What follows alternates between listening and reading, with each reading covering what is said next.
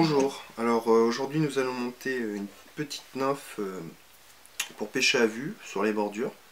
Donc c'est une petite nymphe qui représente tout ce qui est petite larve d'éphémère.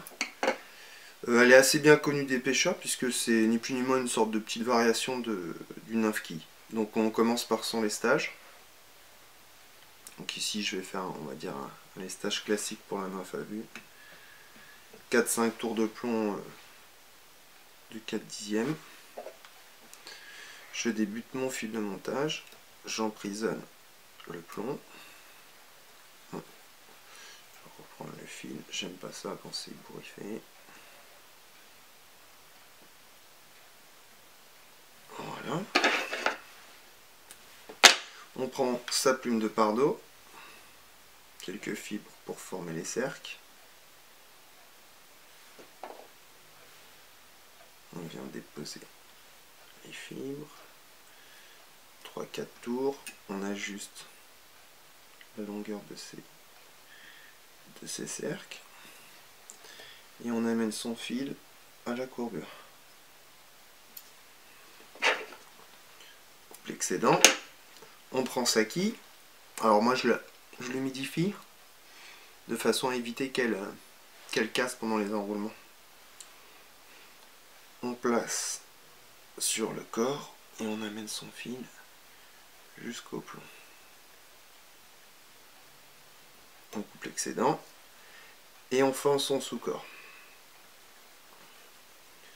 Alors le sous-corps, peut-être la partie la plus importante de cette mouche, puisque plus le sous-corps sera lisse et bien conique, et plus la descente de la nymphe sera rapide.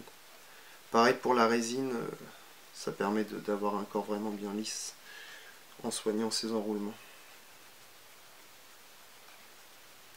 Ensuite, donc la taille, peu importe, c'est selon votre goût. Il y en a qui préfèrent les nymphes assez larges, d'autres un peu moins. Moi, je vais venir juste lécher le bord du plomb sans trop le recouvrir. Juste ce qu'il faut. Je termine le sous-corps.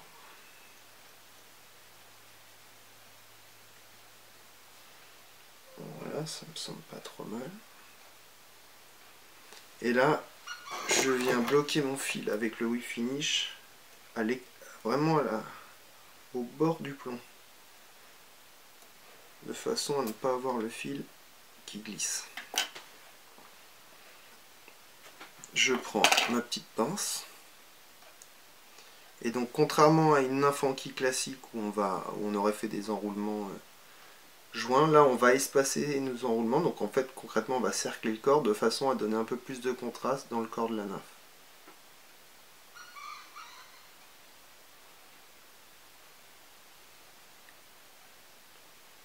Voilà.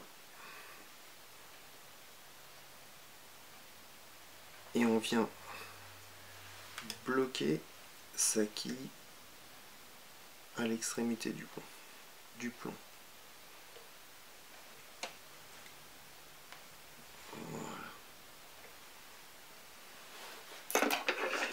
On coupe l'excédent. Et maintenant, on vient terminer par sa tête et le thorax.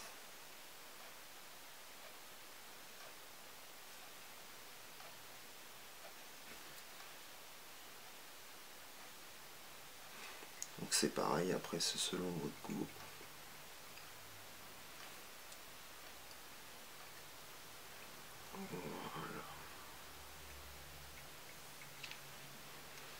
Une fois que vous avez donc obtenu à peu près ce que vous désirez, on vient terminer avec le whip finish.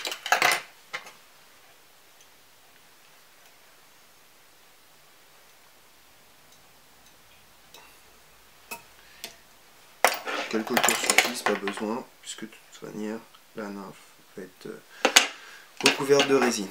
Donc on va dire que le plus gros est fait. La première étape est terminée. Ensuite, on prend donc de la résine.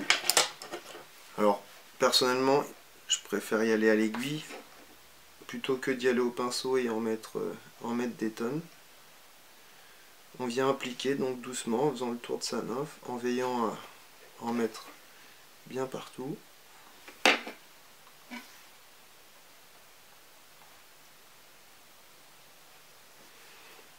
Vraiment, ça sert vraiment à rien d'en mettre des paquets, vaut mieux y aller tranquillement.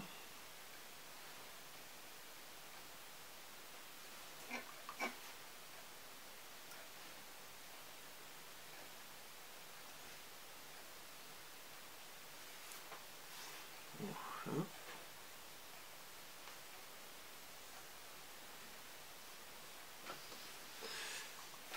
Encore un petit chouïa.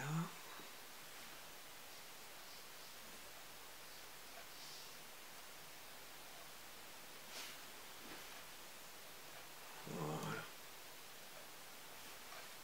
Donc une fois la résine,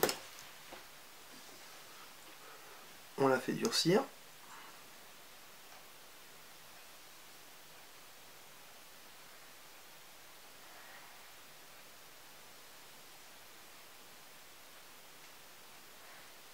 Comme cela. On veille à ce que de ne pas boucher l'œillet.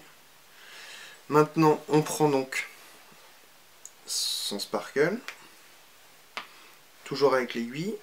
On prend quelques paillettes et on vient les déposer sur le haut du thorax. Voilà. Alors c'est pareil, ça sert à rien d'en mettre des tonnes, c'est vraiment juste pour donner un petit côté flash. Et on vient redéposer quelques petites gouttes de résine sur les paillettes.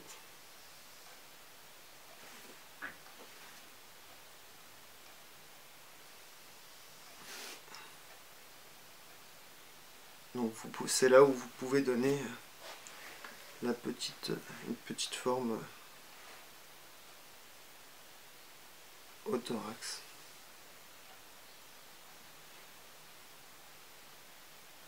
Voilà. On redurcit la tête, le thorax.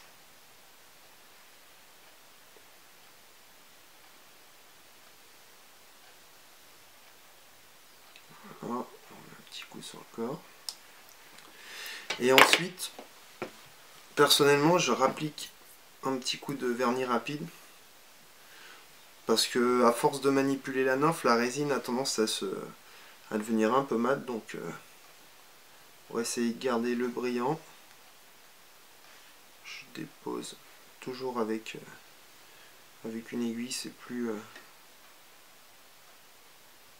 facile de travailler qu'avec un pinceau.